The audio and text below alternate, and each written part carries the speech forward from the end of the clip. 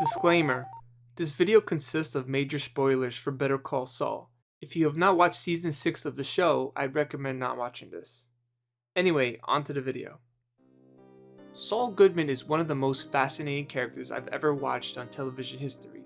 But the issue with Saul Goodman is that he does things in a very unorthodox manner. It has caused him a lot of problems in the court and even in the law. Better Call Saul really wants you, the viewer, to cheer for Saul Goodman, the outcast of all the lawyers. I was thinking to myself, yeah, why shouldn't Saul get ahead in his career? It seems to me that all of his colleagues and peers keep knocking him down as he tries to make a name for himself. You see, in Better Call Saul, there's 3 separate chapters of the characters for Saul Goodman. The beginning chapters you start off with Jimmy McGill.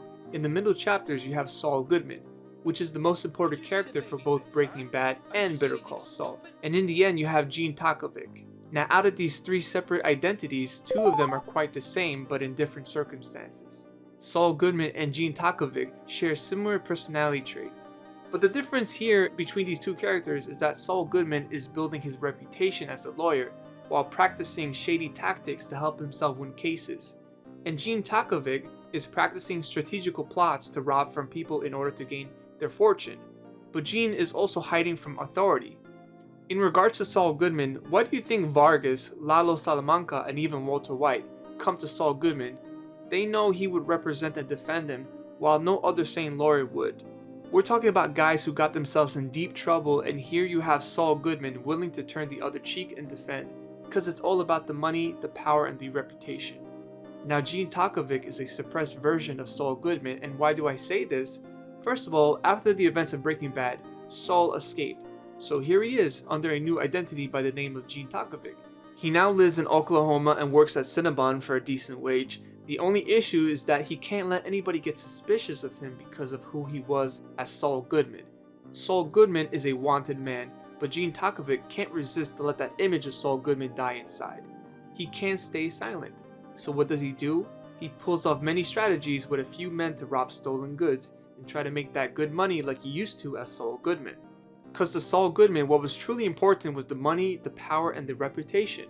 With Gene Takovic, he tries to keep that legacy going forward even though he knows that he has to stay quiet. And a very good example of Saul Goodman trying to get the better part of Gene Takovic, personality-wise, was in Season 6, Episode 12, where Gene tries to rob a person who has cancer. Even his own men who he hired to do the job backs out on the mere fact of it being bad for morale. Still, Gene goes ahead with the plan and almost gets himself caught. Saul Goodman only does things to benefit himself. He would lie to a judge's face just to avoid any consequences. All of this time I was rooting for Saul Goodman, but the truth of the matter is, Jimmy McGill was the voice of reason. Yes, Jimmy McGill, the guy who was working at the mailroom at his brother's company. I want to see Jimmy succeed, but you rarely get to know that side of him because Saul Goodman always gets in the way. Honestly, Saul Goodman wasn't in much trouble after the Lola Salamanca incident. He could have just hanged up his suit and just moved on from being a lawyer. But then he picked up the whole Walter White Heisenberg case, and that's where things went really wrong for him. That's when Saul Goodman knew that Saul Goodman was out of control. Kim Wexler, his ex-wife, couldn't get through to him. And in that point in his life, Jimmy McGill was almost dead.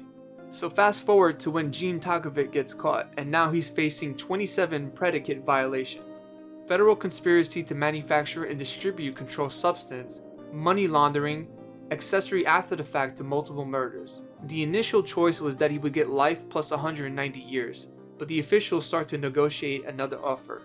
Somehow, someway, Saul Goodman comes out and is able to negotiate the sentence to only 7.5 years.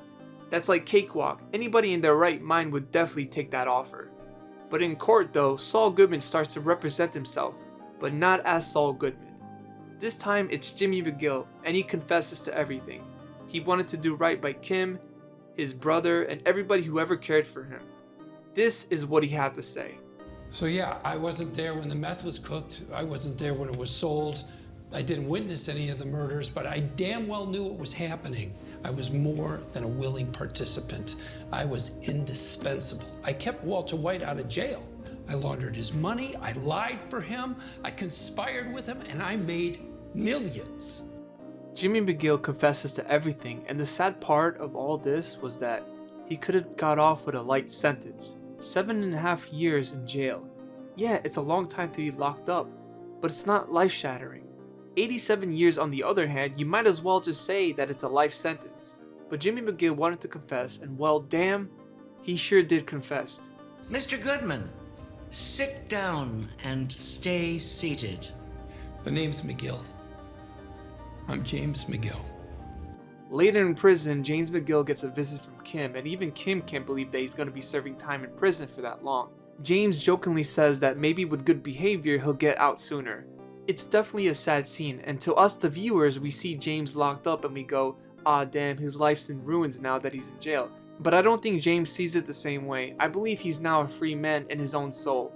Saul Goodman was corrupting every ounce of his being. It was all for power. He was hurting the people around him. James McGill can finally be James McGill, and Kim always wanted to see that side of him. Now she finally did, but she can't have him now that he's locked away in prison. It's a little bit too late for that. My thoughts on James McGill was that he was a loose cannon from the start. We are shown some flashbacks of his life as a kid. There's a scene where there's a phony beggar that's trying to scam James McGill's father out of some money at his convenience store. He tells the father about it, but his father fails to believe it. He gives the beggar the money, and as the father leaves, the scammer tells James McGill this. There are wolves and sheep in this world, kid. Wolves and sheep. Figure out which one you're gonna be. James McGill was never going to change who he was. Well, the thing is though, he did. Only when he got caught. I always believed that James McGill was going to get in trouble eventually. But this story was really about Kim Wexler going into a decline because she was fascinated by James McGill and his perspective on how he does things as a person and as a lawyer. She went along besides him and defended him even when she knew she shouldn't have. Kim Wexler got out before things got really bad with Saul Goodman when he met Walter White and Jesse Pinkman. She knew she'd go down with him if she stayed. So to see James McGill and Kim Wexler one more time at the prison was a nice conclusion. That it was time for Kim to move on, and James McGill was finally at peace with himself. Saul Goodman has officially died.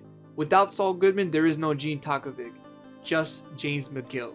James McGill has some humanity left in him, and a person without humanity is more lost than they could ever know.